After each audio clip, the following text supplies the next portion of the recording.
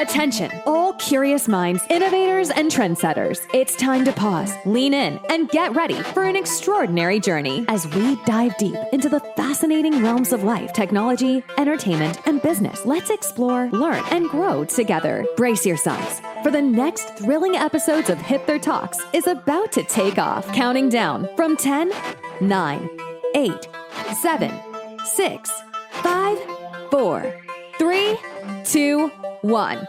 And here we go. Hi everyone, Zoltan here. We're back again this week with Hipther Talks. And we've been talking about a lot of search engine optimization and marketing, but now it's high time we have another great professional here. And I'm honored to have Faruk Aydin, Chief Revenue Officer at Revpanda Group. Faruk, nice to have you here.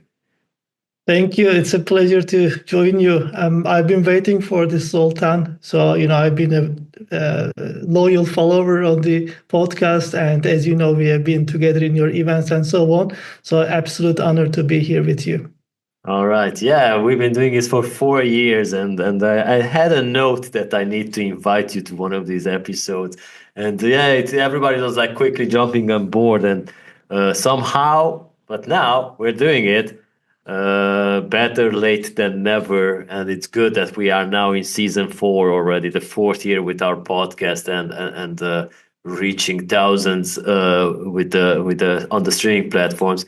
So Faruk, we have this this tradition here that we like to give the opportunity to the guests to say a few words about themselves in their own words. So Faruk, tell our audience who you are. Absolutely. So my name is Faruk. You know me probably from Revpanda Group in the iGaming industry, but I've got a little bit more background when it comes to business. So I think I'm not sure if I should call it celebrating, but it's my almost 20th year in business. So Congrats. I first started, thank you. I first started my, let's say, professional life by selling websites to small business owners in the town that I grew up after high school. So in the summer between high school to university.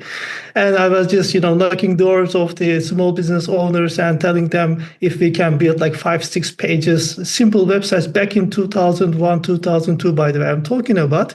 And I was trying to convince them that this is their digital, footprint, and everyone will find them over there and so on. So that's how I started my digital journey. And then later on, my educational background is management, business administration. I had my master's degree in management, international management, also a minor in marketing. And then I started working in financial business. I did some work over there with financial intelligence. I'm working with a couple of companies over there, mostly with the US companies. And then I had an opportunity. So one of my contacts came over to me and said, look, we want to expand the US market and we're running a marketing automation company. Would you like to join us? And I was like, okay, let's have a meeting. And I went over and I met the CEO and I said, look, if you just pay me what I'm getting, like twice more, then okay, why not? And the guy was like, he was having his cigar and he told me, okay, bring it on. Like, I'm giving you what you want. And that was my first step into the marketing automation, especially CRM retention world. And I spent about 10 years. And later on, you probably know the company Atlassian, Jira. So I did some work, with those companies, a little bit like doing some marketing, sales team build up and so on. And after that, after a few years more in marketing, I decided to give a career break. And I took my wife with me and we went to Sicily. And I was enjoying there. And in the second month, I get a call from Emre. You know Emre, our CEO. Yes. So Emre told me, hey, you know what? We are doing great things here. How about you become a part of it? I said, okay, look, I'll just join part-time and let's see what we do. Then I love the people. I love the industry. I love the work I do. And then we just get started. And after that, Zoltan, I can tell you that I'm so happy that I stepped in to iGaming. So, that has been my journey so far. And this rest of the story you already know probably. So I'm not going to tell you more on that. Yeah, it's a great bunch of people we have here, and yeah, and then guys, you most probably know Faruk from LinkedIn because they're doing a great job with these live sessions every week. But I'm surprised, and I'm really happy for you guys that this kicked off because we tried it a while ago, but wasn't as consistent as you guys because we had different podcasts and everything, and I'm so happy that that format is working. So.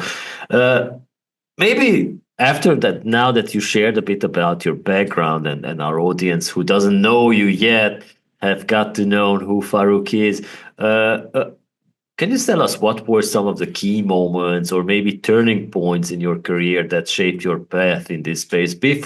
Besides, of course, what you told us about getting the call from Emre, but what kept you going?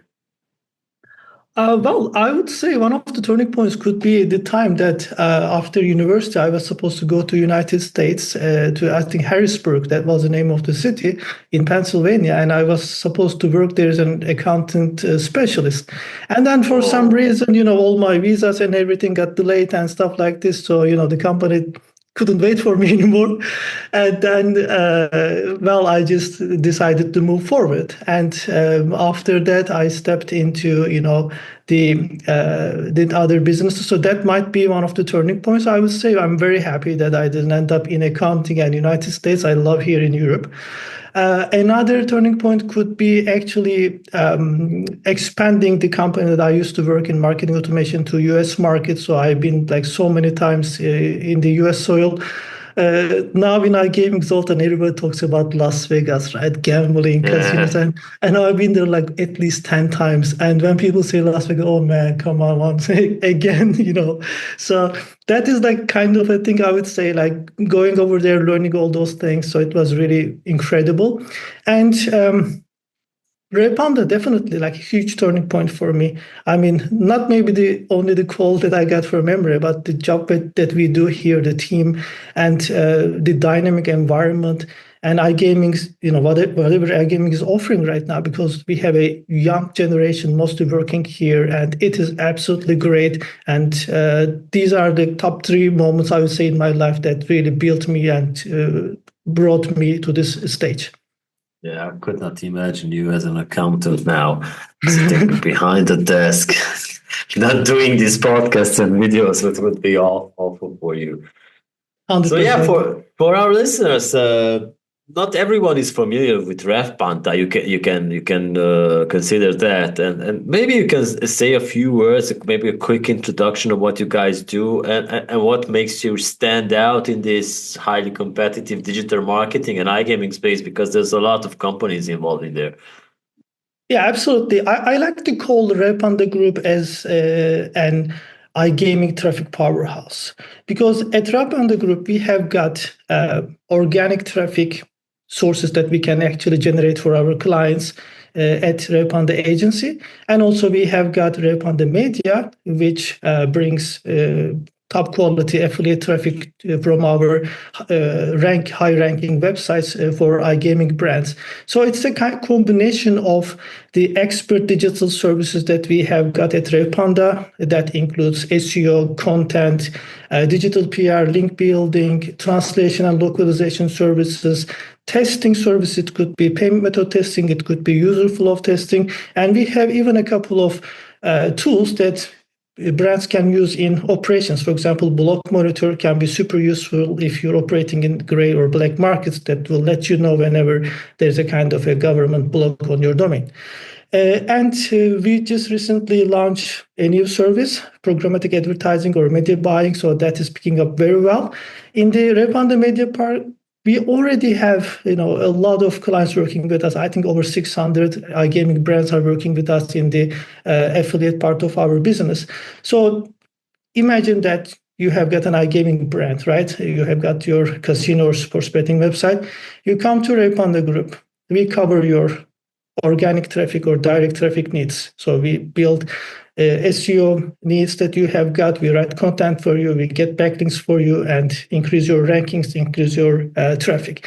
And then later we support you with the affiliate traffic so that you can get those new players and FTDs right away. So that is a unique combination, I would say, in the market, and that makes us very different from the rest of the market. All right. So I know that there's a story behind this evolution, and maybe you can tell us, because you just like very recently transformed into Revpanda Group. What's the story behind that? Yeah, Revpanda has been in the market for a while already, and everybody probably listening to us who's familiar with Revpanda name knows us from our digital marketing agency services. So obviously we have a lot of partners. We work with different companies in the ecosystem. And what we have been doing very well is producing content, especially in SEO optimization. We have fantastic SEO team. We have link builders and everything. And this is a great combination to run an affiliate or media business as well. So we had one of our very close partners that we built websites for them and so on, working with us for a really long time. And actually, we were meeting very often and so on. And we decided to just bring those forces together. And what happened at the end of the day is like building Revpanda. And the vision behind it, Zoltan, as you were saying, is having a one-stop shop for iGaming brands that they can come in comfortably with Revpanda's high reputation, that we take care of all their digital marketing needs, help them with acquisition, help them with retention needs, and even operational needs. And then even support them with the affiliate traffic that we have got in many different geos. So that was the vision behind, and then that's how we built this. And again, we're working with friends because, these people have been already our partners, and this has been amazing so far, and we are growing very rapidly, I can say, and that was a fantastic idea. All right. So you mentioned that the media acquisition side is a newer thing. So can you share some insights into that and what makes what it means for the company's future? Yeah, so we would like to, of course, expand that part a little bit more, maybe with new geos, new content types, new websites. So these are what we are looking at. And also, this somehow gave us the maybe, let's say, points that we need to develop, because we were working for affiliate clients in the past, so we were not sitting in the driving seat, right? So now when you're behind the wheel, you understand, okay, if you do this better, it would be cool. And another thing is, Zoltan, we can test stuff right now because we own those websites in many geos. So we do one thing on one website and then we do a similar thing on the second one, so we can compare which works better. So that gives us a lot of flexibility and a room for innovation. So all these things really work very well. So if you're asking for the future, definitely we will be investing more in the media side for sure. And we even do right now more efforts on the B2B side, because we see in iGaming B2B media field, there's a huge gap, and we would like to activate that part too. So probably you notice Revpanda has about like 56,000 followers just on LinkedIn, which is mostly B2B. And many times we get asked from the iGaming audience, hey, I would like to find a reliable payment partner. Can you help us, please? Hey, I would like to, work with a good iGaming provider. So we hear this very often. So it just gives us a feeling maybe it must be more structured. So this is another thing that we would like to focus on, again, under the media entity of Revpanda.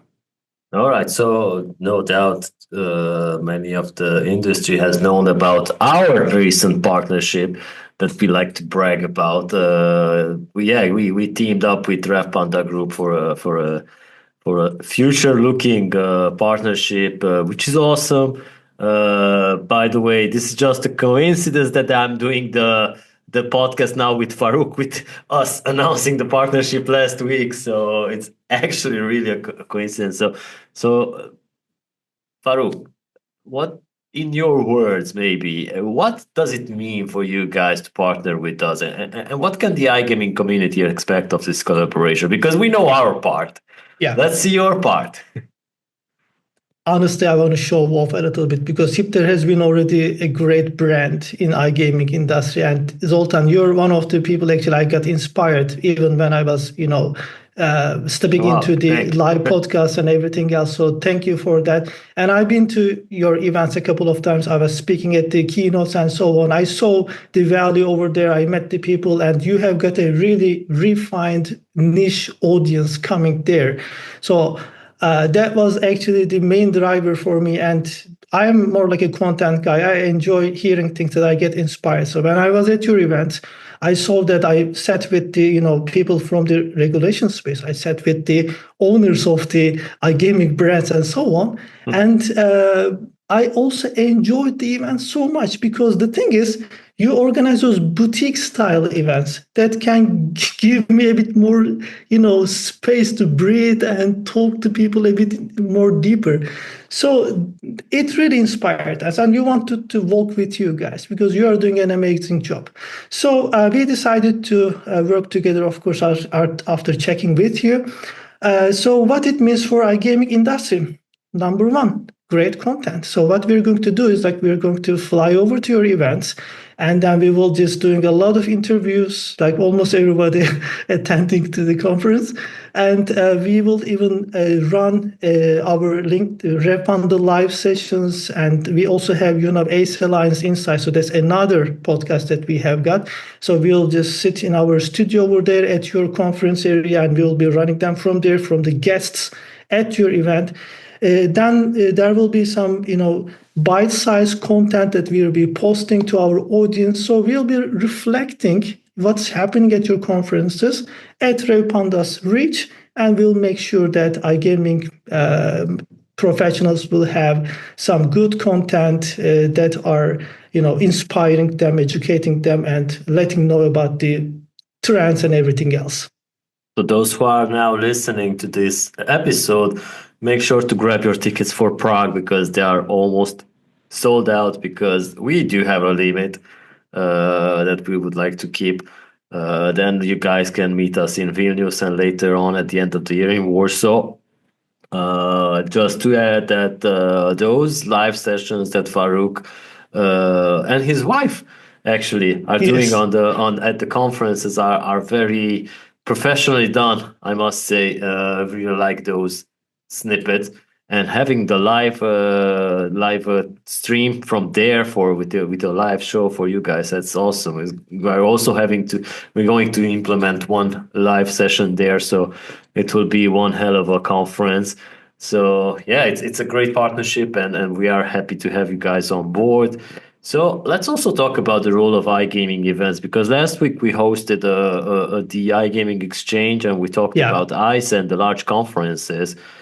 So how does the industry events shape the future of iGaming? Do they really shape it, in the way that it's supposed to, or is it just a place where just partnerships happen and demos are played? Yeah. In iGaming, trust and partnership is everything. People just go to those events to find their future partners. And obviously, there are different types of events. So there are massive events like ICE and IGB affiliate in Barcelona that I was there as well. So you can just step in. If I'm not wrong, I might be, missing it, but like 750 exhibitors only and a couple of halls. So when you step into the, exhibition area, you have got this feeling like, oh my God, what am I going to do? It's just too big. I have got this constant FOMO. I will miss definitely somebody. I will definitely miss, some meetings and so on. So that is something that really hits me over there. And then you have got Hipther's event, which is more like niche or boutique type of events. These are also, in my opinion, events that people can get a lot of value because you have the chance to breathe a little bit. You have the chance to sit down with somebody, have a deeper talk, rather than running from one booth to another one. So this is a little bit, let's say, complementary in my opinion. Yes, go to those massive events if you would like to meet more people. So increase the quantity. If you want to have more business cards for your sales team in the pipeline, yes, of course, go there. I will always go to those big events. But add in your event calendar for this year or next year, definitely those boutique events, have deeper conversations, have networking. So you remember, Zoltan, in Warsaw event, we had this Halloween party, right? I actually met like 3 of our business partners right now that we are working almost every day over there in Warsaw in that party. And we are all located in Poland, by the way. We actually meet as friends time to time in Warsaw too. So this is what you may need also.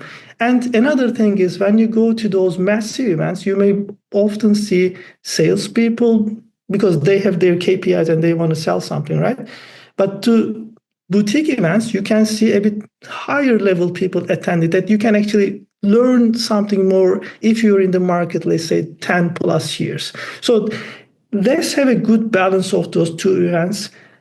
Of course, always attend to those massive events. We will be always there. But now at Revpanda, we learned that those smaller events or boutique events have maybe even more value. So this is how we balance here at Revpanda our approach for the events. Talking about future, I think I personally would like to have more events like you guys organize, and I would like to attend there more. And for the other type of events, yes, keep this for flowing some more contacts. But I personally value the quality on top of the quantity. All right. In terms of contacts, thank you for the friends that have sent us emails about that certain database. It's funny to see that there are some scammers out there that during every period when there's a large conference happening, you get this email that they are going to sell you the database from that conference, all the contacts. We're glad to make it to the shortlist now because it was all about DICE, SBC, Sigma until now. And finally, we're on the scammers shortlist as well. And thank you guys for bumping up those numbers, selling 2,000 contacts from Prague, where we have a limit of 350 delegates. So it's nice to see that we're somewhere. But it was most important to see that I received around 25 emails of people flagging us that, hey, this has happened. But we're proud of this, to being on those cameras. This year we're going to also host a separate, not conference. It's going to be just like an informal gathering in Warsaw at the end of May, just to get together, have some drinks by the river, hopefully.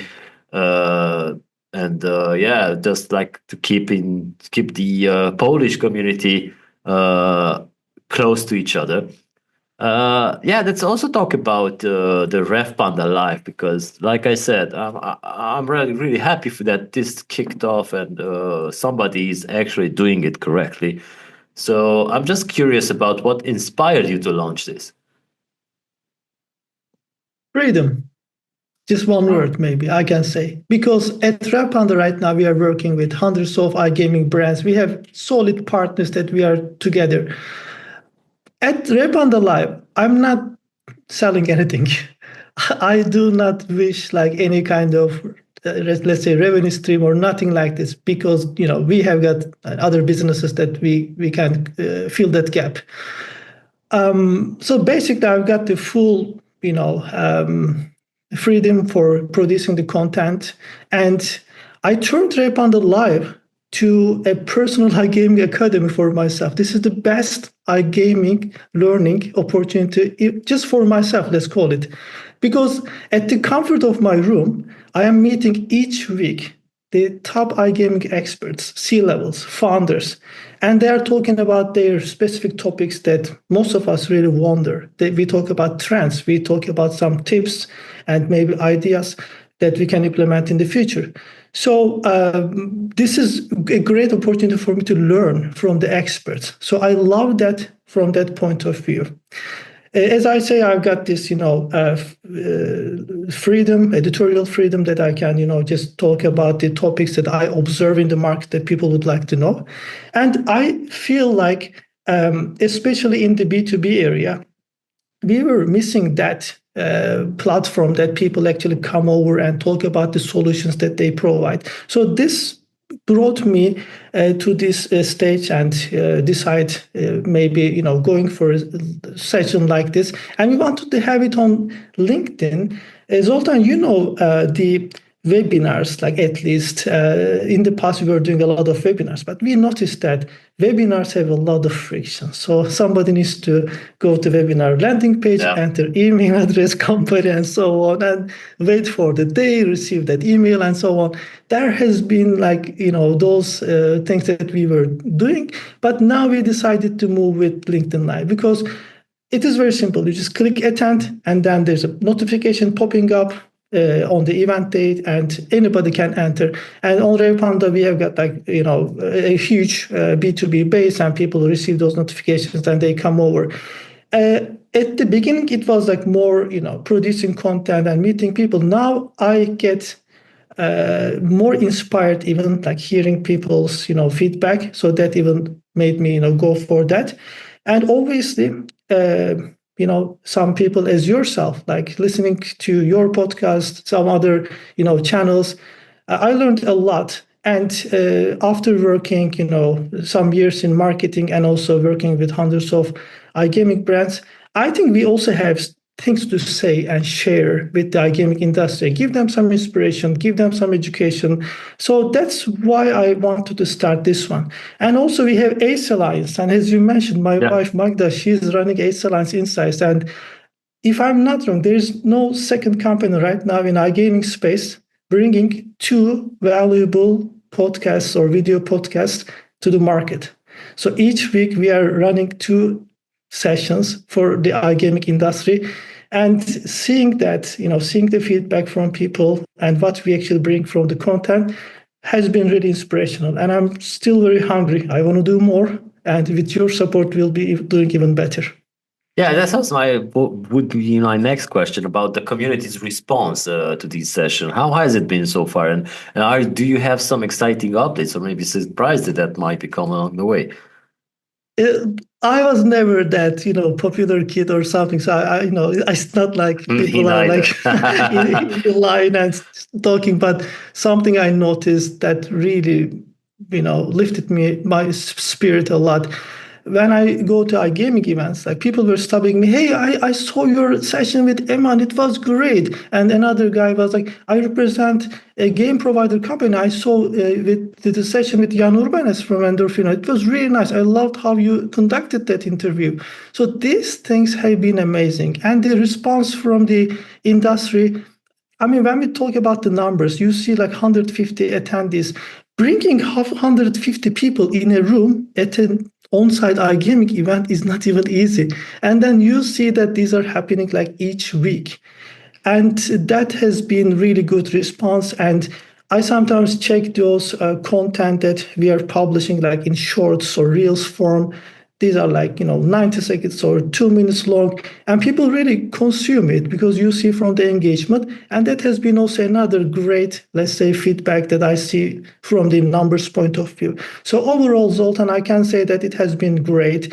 And we would like to do more of this at any opportunity that we have got. Yeah, so advice to those who are considering launching a podcast, because this is a friendly conversation. We enjoy seeing other podcasts appear and content being shared in innovative ways. So we're not like going not to share with you guys some of the things that we learned. I can say that, yeah, having 150 people on a live session is great. Another great thing is keeping them there because, like you said, maybe having 150 people in a conference room is okay because they're going to sit in there, drink a coffee, have something. But if you're in front of the computer, you got notifications popping up. It's much easier to leave those sessions than the ones that you are at the actual conference. So keep in mind, guys, make it very, very interactive, because that's what the part will get you those people to hang in there and enjoy the content. So congratulations for that. And if everybody wants to start this, you can start doing it.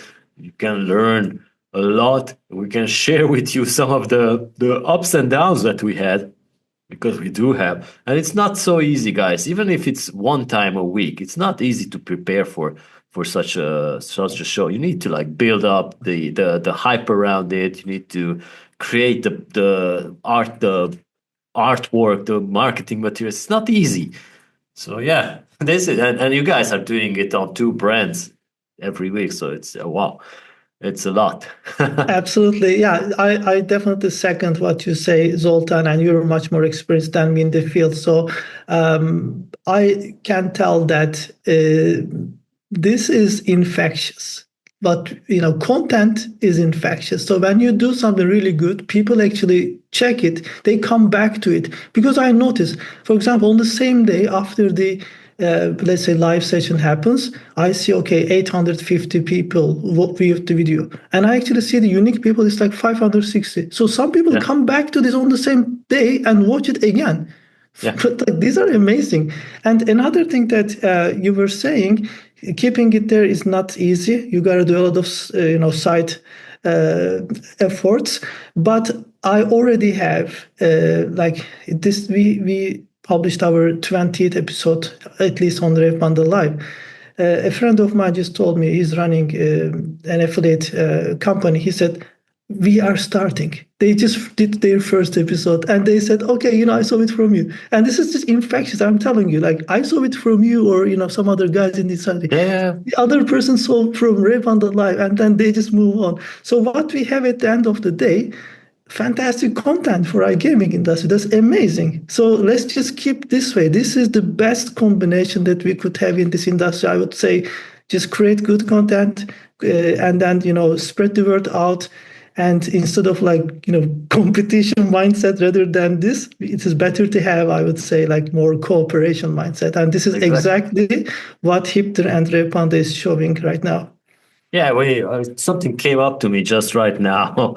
We should build a platform where they can submit this type of podcast and have all the podcasts together on one stream. It's like a Spotify of our own. That's actually an amazing idea. I'm looking forward to seeing it on your website. All right. So the iGaming industry is rapidly evolving. We've seen that. But yeah, I can say that maybe it has decelerated in the past couple of years. So what are maybe some of the biggest trends in the digital marketing right now? I would say that it's not really very much different from the other industries because the technology is evolving or the, let's say, user behavior is evolving. It's pretty much similar. I am a kind of a person that I first would like to stick to fundamentals rather than jumping on the wagon for each trend or each new tool or each new technology. Yeah. So what I do, at least in my scope, is understanding the markets or the player behavior or user behavior first, and then sticking to the acquisition strategies that are really working. Do a lot of efforts for retention. So these are the main things that I do. And in the rest of my time, I'm checking the things and testing them first, then applying those new ideas. So if we talk about trends, it might be a little bit unpopular opinion, but I can tell you right away, humanizing the content, I would say it will be something really important this year. Because after the AI craze that we had in the last couple of years, all content almost looked the same, especially if people use the same, tools. You see that, everything is thrilling, right? Yeah, everything is thrilling. Yeah, exactly. Everything is unpacked. Unpacked, yeah. So when you see all those kind of things, that AI content is almost the same right now. And marketers notice this too.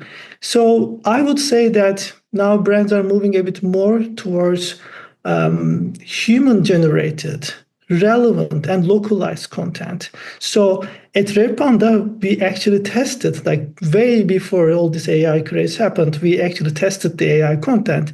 And what we saw was AI generated content actually did not really reach the same success, especially on the SEO side, because Google can easily understand if something is AI or not, right? So we tested these things in the digital lab conditions, let's call it, and we noticed that human written content performs much better. Another thing I can also say about the AI use, we when the whole AI things came up, some of our clients said, "Oh, we're going to write our content with AI. Maybe we'll decrease our human written content a little bit less." And then later on, all those people are coming back to our agency, really asking for the human generated content. I'm considering increasing the prices honestly because like a lot of things are happening. So it's not yet there. So I would say don't really stick to AI as much, especially in the content production. But moving forward, maybe not. This is not really AI related, but the other, smaller component of AI, which is machine learning. This technology is absolutely brilliant, and we have got right now better computing power, right? So we can actually calculate all this massive data better and make this a bit more meaningful and digestible for marketers. So right now we can identify user behavior better. We can do better, journeys. We can create, better, let's say, the experience for the players. So definitely this is going to be with the support of, machine learning, a lot of tools out there, and this will be really helpful, especially for the user behavior and journeys. So retention should be much better. I would definitely recommend this to marketing managers, like to really think about their retention flows. One more thing, again, I would say it may not be a trend. It has been around for a while, but with the support of the machine learning and understanding user behavior, I noticed that a lot of companies are moving towards the programmatic advertising because you can actually do a lot of things over there. So you can bring back those churned customers. If somebody visited your website, you can do retargeting, and this helps not only with acquisition and also with the retention efforts. So definitely this is worth to check out. So I don't want to put more and more on that, Zoltan, but if we have a bit more time in the rest of the conversation, I can maybe mention a couple of other things that we see, especially at the agency. All right. So we talked about a couple of weeks ago on our podcast with Ivana Flynn about the latest trends in search engine optimization, and the thing that keeps popping up is the EEAT scoring, how Google is knowing that you are a worthy brand to rank, and all those AI overview results, which are also can be optimized, because not certainly you might optimize for AI overview, but that person will not click that link, so they only read that snippet and that's it, they're gone. But my question is about how can brands balance these efforts across the search engine optimization, which is crazy right now with all the updates, not to mention affiliate marketing, but also include the direct acquisition channels. So the attitude towards those channels really change depending on the stage of a brand. So let's say that you just launch a new iGaming brand. Obviously, you want to go ahead with SEO and direct or organic traffic, but it will, kick off after a couple of months. But when you just launch a new website or new iGaming brand, you need to have those FTDs. You need to have those players. You gotta, feel all the expenses that you're having, especially in marketing. So what people tend to do is definitely going with affiliate traffic, and that's a very wise idea, because in affiliate marketing you can actually have a bit more digestible expenses. So you have got rev share. So whenever there's some performance happening that you're going to pay for it. So yes, this actually makes sense for the early stages. At that stage, Zoltan, what I would recommend is like maybe if you don't have the budget, right? Maybe you don't have to really heavily invest in SEO, but just make sure your technical SEO is in place. So I would definitely recommend like having a good website with a decent technical SEO base. And then later on, you may have your SEO driver part of your website, which could be your blog. So we strongly recommend websites to have something like brands domain, something like this, so that you can actually build the community through content over there. So this could be a good idea. SEO investment can step in, obviously, after you slowly start to make some revenues coming from your players that you invested earlier. And also at the early stages, I would recommend programmatic advertising too, because it is really advanced right now. So it can help you with the acquisition. And from the examples that I see with the brands that we are working, you can easily 10x, sometimes 20x your investment in programmatic advertising, especially in the countries that the player value is high. So this is something that you can consider. SEO is a little bit longer term game for iGaming brands.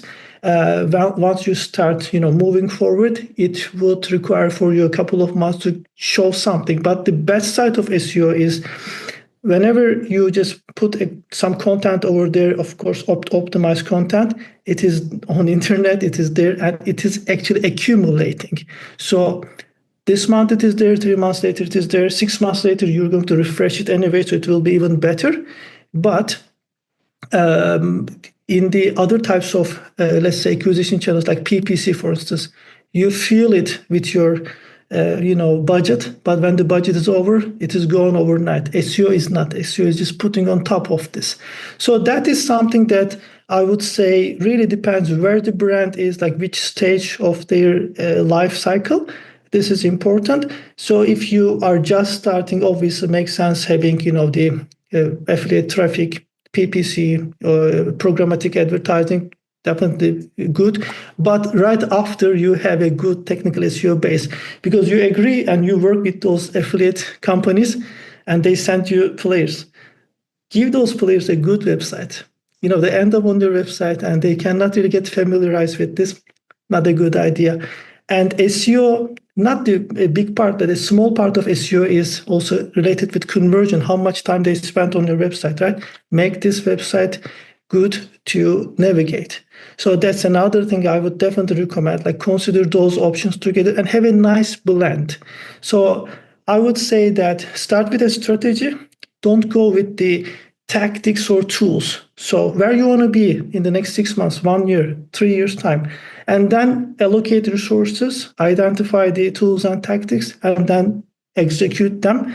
And if anybody needs help, on that kind of strategies, definitely, we are more than happy to help.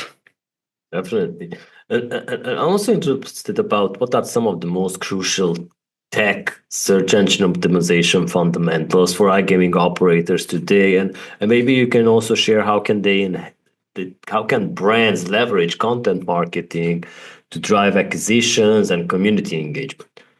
Yeah, I will keep this technical SEO part a bit like, let's say, brief, because it can really go too much detail. But first of all, before you launch an iGaming website, consult with an SEO expert and work with them in order to build the technical SEO profile of your website.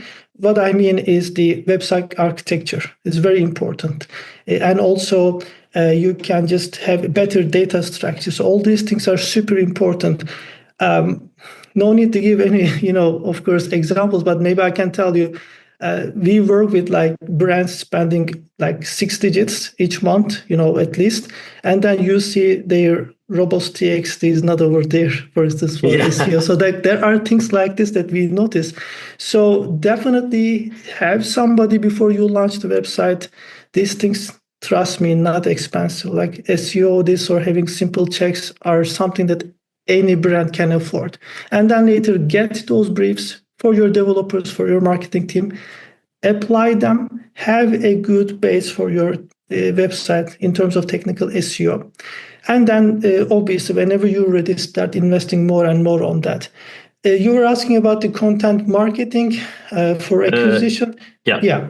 So I would say let's not think content only for SEO optimization. Let's also think this to build a community. So when you have got a blog section on your website where you can just throw a lot of optimized content, but you can just blend it together with the community building content. So what I would say is that put there some tutorials, give them some news, some updates, something that they like. If you have a crypto casino, for example, like put there some articles that reflecting what's happening recently in the markets and so on. Or if this is a sports betting website, localize the content, and each country some breakthrough things are happening in the sports, so just tell them, and also show your interest in the seasonality. So when there's a World Cup is coming, or some other sports event is coming, or some important holiday is coming, reflect this on your content so that people will be more familiarized. And when they search such kind of things, especially if they are localized and niche, they will end up on your website, and they will be actually your fellow readers. So they will not only play your games, but they will come to your website to learn something. So that would be a great idea.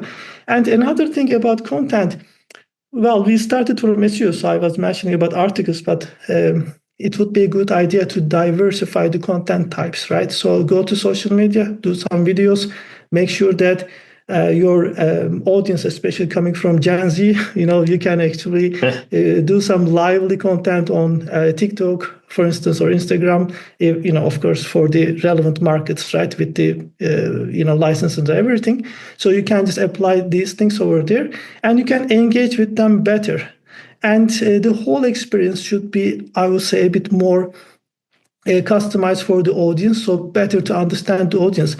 I was talking to our good friend Jan Urbanes from Endorfina, and he said something like this: if I go to a new market, I would just take my family with me. I would go there. I would live there a couple of months.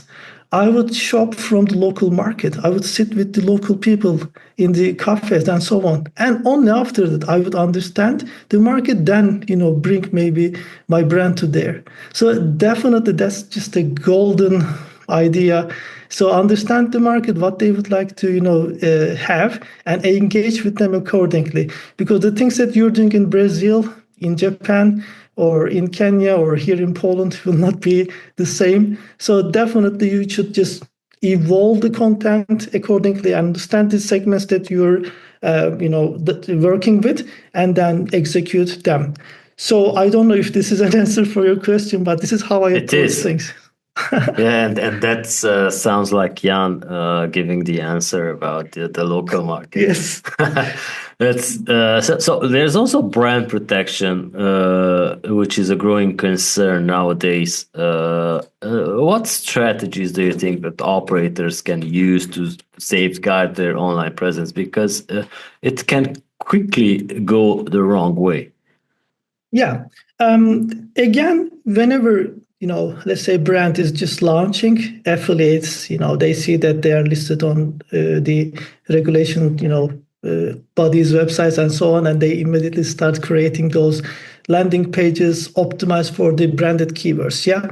So that's actually one of the things that brands are really missing. The branded traffic, actually they own, this is their branded keywords. So let's say that, Hipther Casino games, Hipther Casino payments, Hipther Casino crypto, for instance. Yeah. So when I type something like this, I see in the first scroll, in the second scroll, all affiliates. So what happens at the end of the day is that users, players, they click on those affiliate websites, and as the casino owner, you need to pay them the rev share, the CPA, and so on for your own branded keywords. So we strongly recommend having a good brand protection strategy. So what we usually do is obviously, running an SEO audit, identifying the keywords, what is the current state, and so on. And then later we implement a strategy that includes creating a couple of satellite websites or brand protection websites, you can call them. And the idea here is at least creating 3 to 5 websites, because think about it on a mobile phone. The main goal is keeping your own website as the top ranking website, right? And then if you have 5 more websites that you can strategically rank and place on the Google search results, the 2 scrolls on your mobile phone will be dominated by your brand. So you will be saving a lot of expenses, a lot of money from the affiliate expenses that you're actually paying for them. So that would be a great idea. How you can get started, it is fairly easy, and creating those websites costs almost nothing. And all you need to do is just refreshing the content a little bit, getting a couple of backlinks each month, basically just maintenance of these websites. And then you can rank higher and you can dominate the search results, at least in the first or second scroll, which will be, great savings. So the founders or the, let's say, brand owners' mind, it mostly works in a way that, like, let's do acquisition and they just go to affiliates, but they sometimes don't really consider saving money or or protecting their brands. So this is something that I would like to recommend. So this is the SEO side, Zoltan. Also, another thing to protect the brand, not really on the SEO side, but on the reputation side.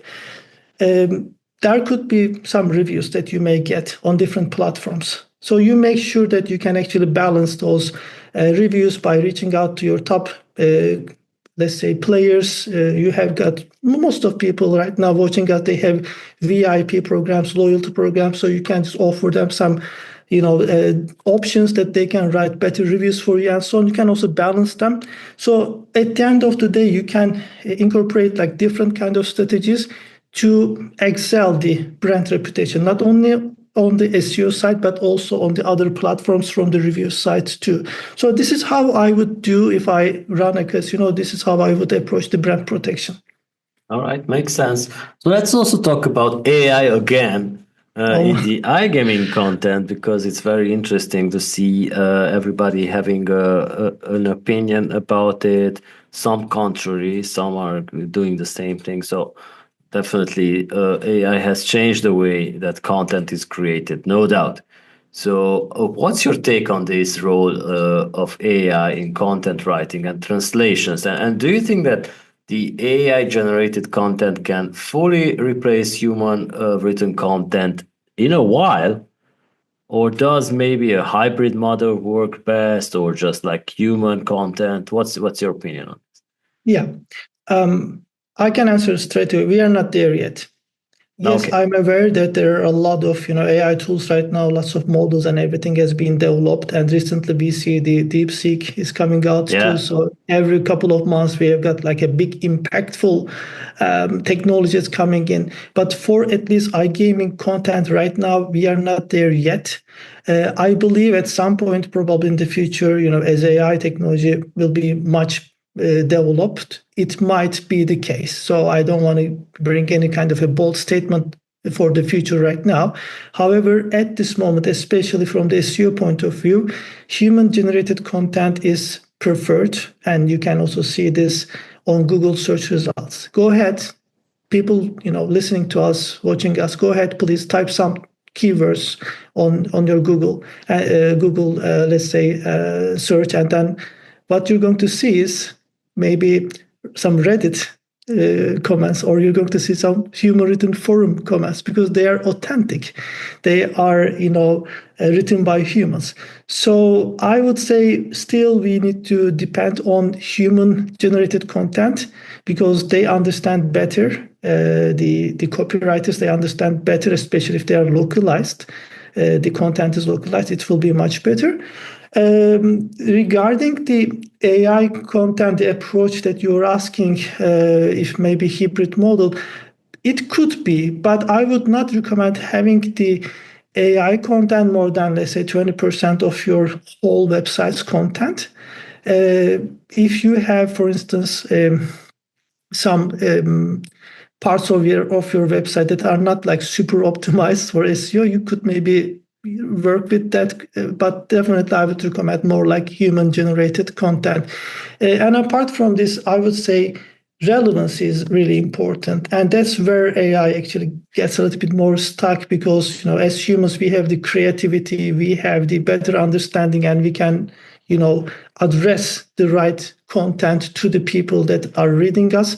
So for that reason, I would opt for human generated content. So this is right now the state of AI, in my opinion, in digital marketing. Everybody was like so excited with that. Right now, I see content is moving towards the human generated side, and people are actually doing more AI images, AI generated images that I see in iGaming more often.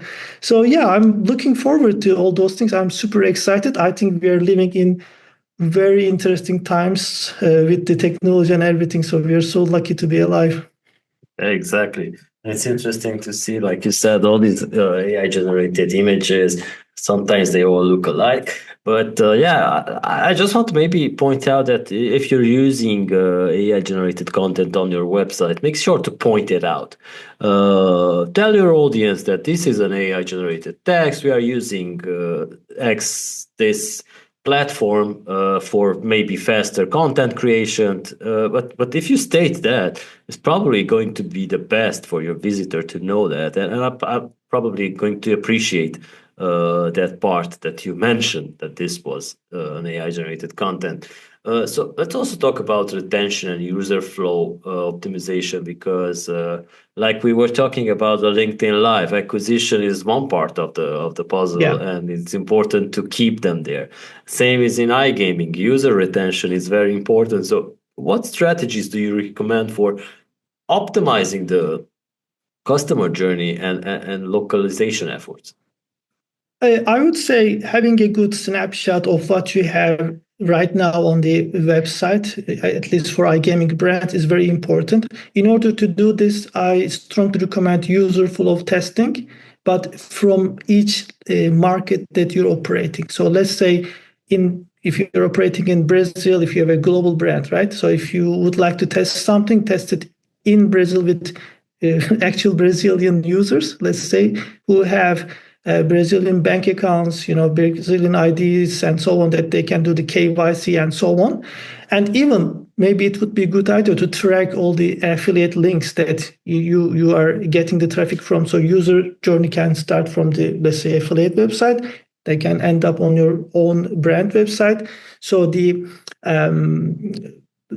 registration process and then KYC, depositing process should be just super smooth. And while you're doing that, you need to have the localization. Again, we're coming back to the topic, Zoltan, but here's the thing. Localization is not only translation. It's not what you see on the CTA button. Yes. It is about even the colors that you use there, the tone that you pick, or the payment methods that you would like to apply in the market.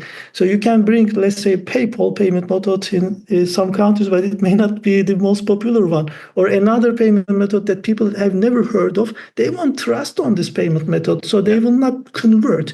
So just apply those localization, let's say, proven strategies first, and then later convert them.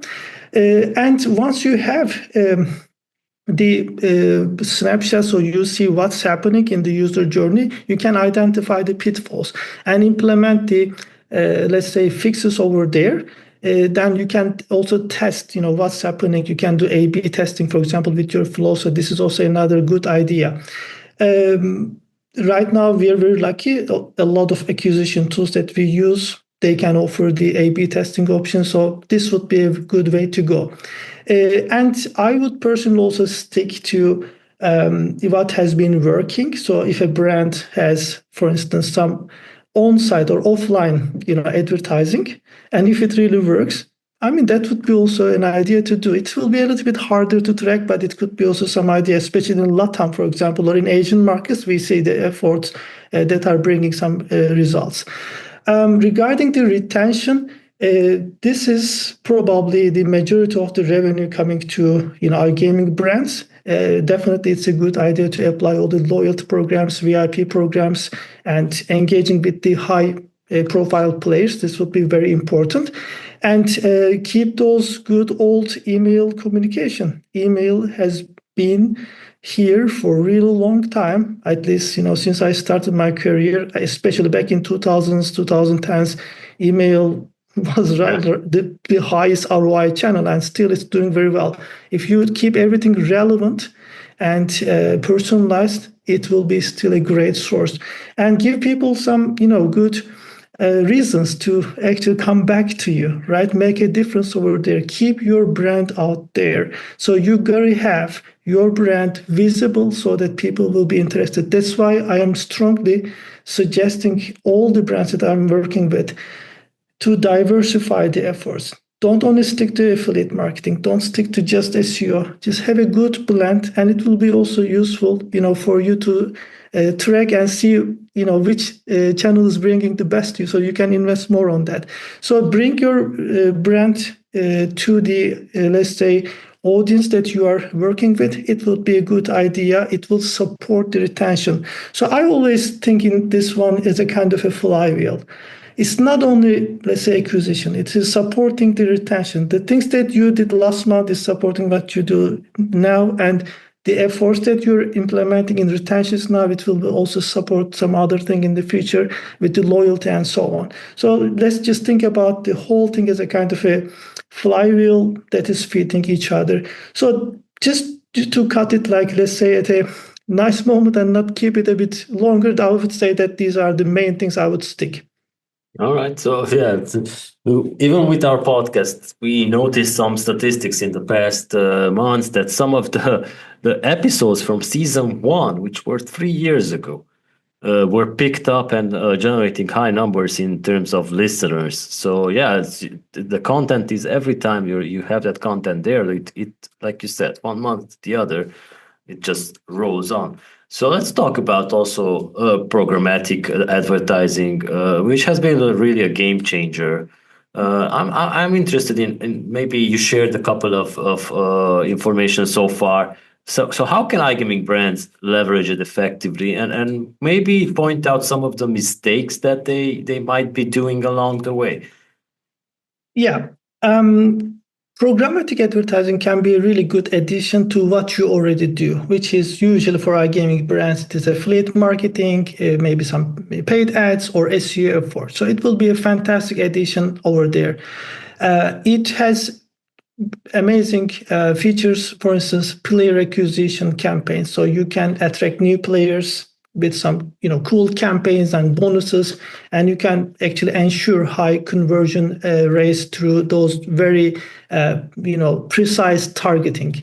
Another thing is moving to a bit retention direction. You can do player retention strategies with the programmatic advertising. You can re-engage with the churned players with a bit more personalized offer, like some promotions that they can check out. And those creatives that you're showing them can be dynamic, so you don't show everybody the same thing. So that's actually amazing technology that we can use nowadays.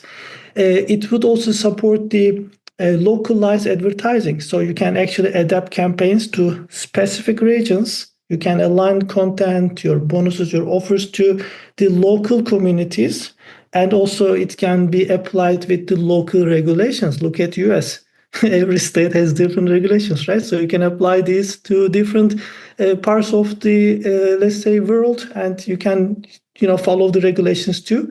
And lookalike audiences is another thing that I would strongly, suggest leveraging.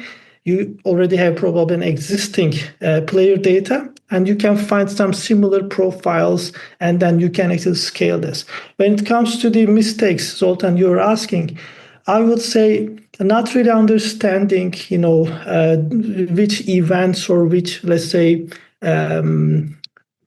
tactics that you want to use in the programmatic. So my approach is apply as many different events. So it could be localized advertising, retention efforts, or acquisition efforts, and see what is working, and then focus on that a bit more. So it's not only just doing only, let's say, localized advertising and stopping there, but just allocate some other kind of work and see what works for you. So this is how I would sum up this one very briefly. All right, thank you so much. And let's also talk about Ace Alliance. Uh, It's a very exciting initiative. Congrats for that as well. So, what's the concept behind it, and are there any updates or future plans you can share with us? Yeah, actually, it's the first time probably now I can talk about it. So at Ace Alliance, this is our next big investment. Has been around for a while. You know it from our networking events already, Zoltan. But we have got right now an amazing website that we are preparing. So there are a lot of things that iGaming professionals can find for both B2C and B2B audiences. And if you go to website, you can see our blog section, news section. We are going to reflect all the industry news and updates too. And there will be, actually, there is already a directory that you can check out, iGaming companies. And Ace Alliance is running right now weekly sessions as well. These sessions are a little bit more like, let's say, iGaming lifestyle, more like iGaming, let's say, hot topics or trends rather than my sessions a bit more, let's say, technical maybe, or like more high level. So Ace Alliance is a bit more fun version of, let's say, Revpanda. So that Fun is good. Exactly, that's it. And we have been talking about the online part of it. So in the offline part, what we are doing is we want to continue those networking events that we organize in Amsterdam, in Riga, in Malta, in Cyprus. So we want to do another one. This time, we would like to have our first event in August happening in Riga. I can call it like the capital of Baltics, because we noticed that in Baltic states, in like Scandinavia, this area, you're organizing one of your events, Balticum. And apart from this, there's like really nothing else that can be a good alternative. So what we want to do is like bring people to Riga, enjoy, the local, vibes a little bit, have a boat tour, do some, taste stuff. So, have some balsam somewhere, maybe like some coffee, some cheesecake over there. And Karaoke. Yeah, exactly. So all these kind of things. The karaoke is your favorite, I know. So we Yeah, and can with just Riga, there's a great club for that.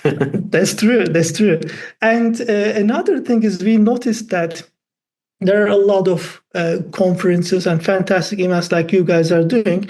But this time, what we want to do is we want to keep the content part of it a little bit more like workshops or strategy sessions rather than like hours long panels or keynotes, because we listen to the people. Like we talk to a lot of iGaming professionals and they say, look, I want to meet my next iGaming partner. So I want to, meet all these new people. So bring me more networking, and I want to have it in a fun setting.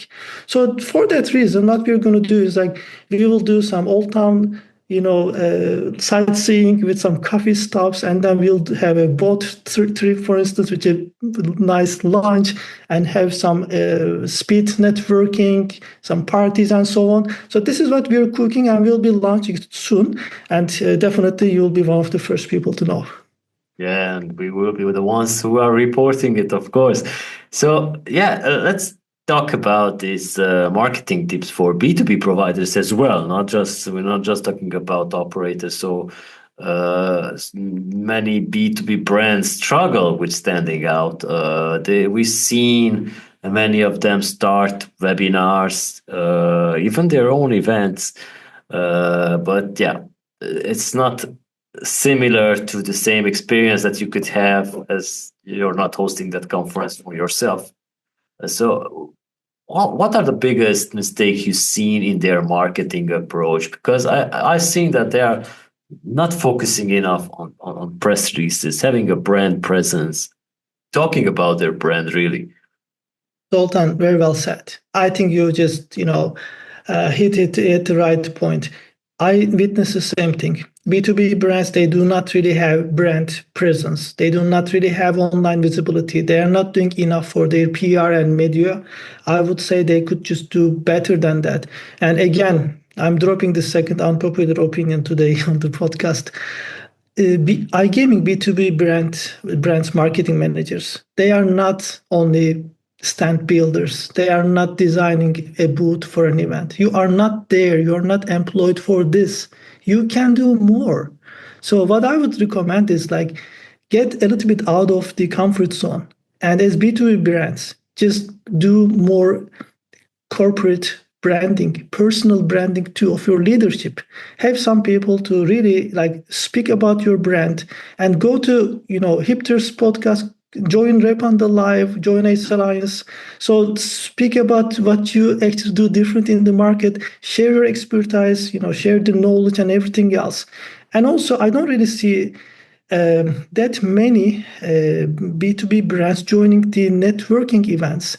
Like, yes, I see a lot of representatives from payment companies and a couple of providers very often, but not really other, let's say, game providers. They are not really there, or other software companies like CRM softwares, for example, they are not really joining that often. So I would strongly recommend to be visible.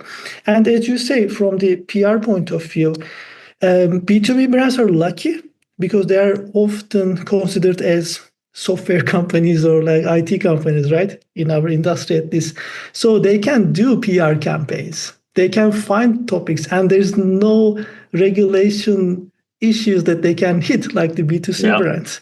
Why don't you just allocate, some of your, let's say, budget and attention to PR campaigns? And trust me, there are a lot of amazing websites like you guys have many great websites at Hipther, so you can publish a couple of those articles, and you can do great branding over there. And not only, let's say, the interviews, because I would say this form of content might be boring for some of the people. It could be good for link building or SEO, but not really, taking an action. Yeah, you could just diversify a little bit content and go with the video content option, as you were saying earlier. So these are the main things I would say that I notice in the industry, and they should be more visible. Recently, we see a bit more, let's say, trends in the reports. So I see some B2B providers are, they're publishing those reports, and we were missing that in iGaming. If you look a couple of years back, we had to check Statista or some other kind of website to see what's happening in terms of numbers. But now we see our own iGaming brands are publishing those things. So this is a really good step forward. I would strongly recommend that kind of content, supporting it with videos, and not only sticking to your own brands, social media. Just get out of there and find some great partners to work with, like Hipther or Revpanda or a couple of other companies too, doing this job well, and join forces. So this can only bring you value. And Zoltan, you know this better. How much B2B companies are spending at booths? I know from Oh ICE, for no, example, like a really, lot. really big numbers. So a friction of this, and I'm not kidding, even like 2% of this can bring you unimaginable value in the online space. So don't just put all the eggs in the same basket, diversify this a little bit more, and go a bit more online. You'll find those people. Yeah, exactly. And this is something that I encountered every year when ICE or any big conference is around, people reaching out over LinkedIn, asking if we can set up a meeting at the conference to talk about their how they can spread their press releases. I mean, I said, you don't have to buy a booth or stand for that. You can talk online. Like you don't have to travel to that big conference just to like. And first, you need to build up your PR Yeah. before you buy that stand, because that stand is not going to give you business because it's there. There are other 700 exhibitors. Why do you think that your stand will be the one that they visit? They will visit because they hear of you, and they hear of you around social media, around media, industry media platforms. So first, you need to check out your PR plan and your brand awareness, and then have a stand. But unfortunately, it's the other way around. Uh, Definitely. and guys, Yeah. it's not a press release that you, because this is something that really annoys me. Every time there's the conference, they send the press release that they are attending that conference. That's not news. There's tons of other companies going there. That's not news. Everybody keeps publishing the same thing. Yeah, that's true. I definitely agree on that. And I hope that this is going to, increase, and there will be more and more B2B brands joining to let's say, video content, do some, podcasts or video podcasts and so on. So this would be a great addition. And what I wanted to say, Zoltan, is that buyer behavior, especially in B2C space, changed. I'm sorry, but it's not the same thing like 10 years ago in iGaming. Buyers are way stronger right now. You got to realize this.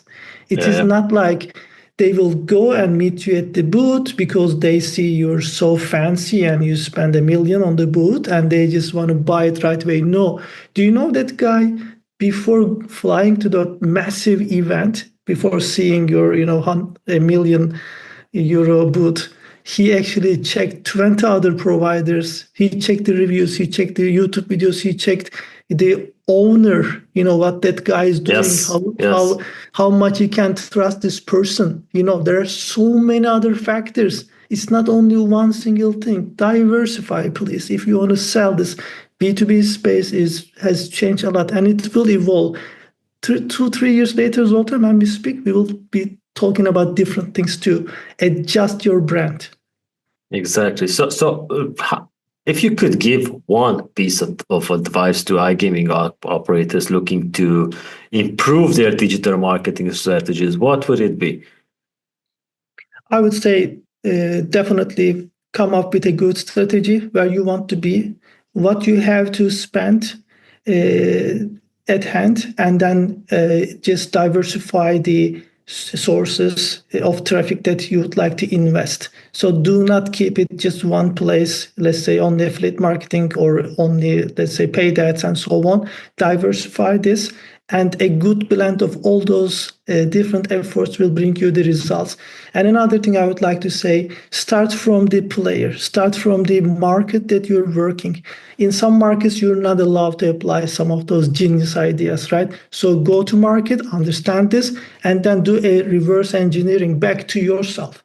So that would be the best way to approach, and definitely work with professionals who has done this before many times for many brands and have a good idea on what you would like to implement with a second opinion.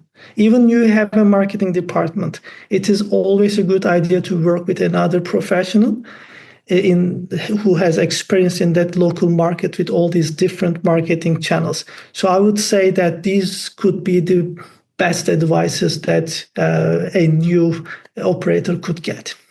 All right. So, as a closing question, where can listeners connect with you and stay updated on everything that's happening about Revpanda Group? Well, definitely come over and meet me in Prague at your next event. So that's for sure. I live in Poland and I will be also at the next European Gaming Conference that Zoltan, you guys are organizing. So these are the places that I will be 100%.